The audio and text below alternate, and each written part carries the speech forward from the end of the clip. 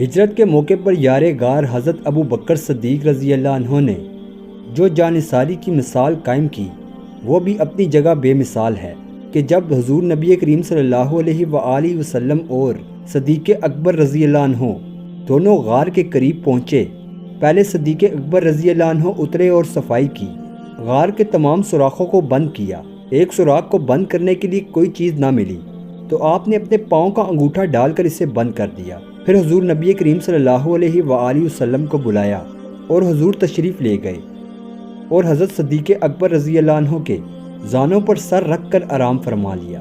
اتنے میں سانپ نے صدیق اکبر رضی اللہ عنہ کے پاؤں کو کاٹ لیا، مگر صدیق اکبر شدت علم کے باوجود محض اس خیال سے حضور نبی کریم صلی اللہ علیہ وآلہ وسلم کے آرام میں خلل نہ واقع ہو۔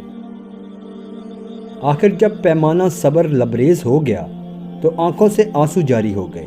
جب آنسوؤں کے قطرے چہرے اقدس پر گرے تو حضور نبی کریم صلی اللہ علیہ وآلہ وسلم بیدار ہوئے۔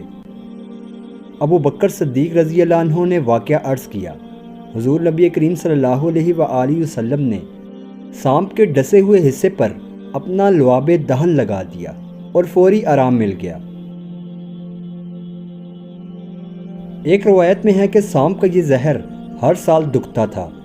12 سال تک حضرت صدیق اکبر رضی اللہ عنہ اسی درد میں مبتلا رہے، پھر آخر اسی زہر کے اثر سے آپ رضی اللہ عنہ کی شہادت ہوئی۔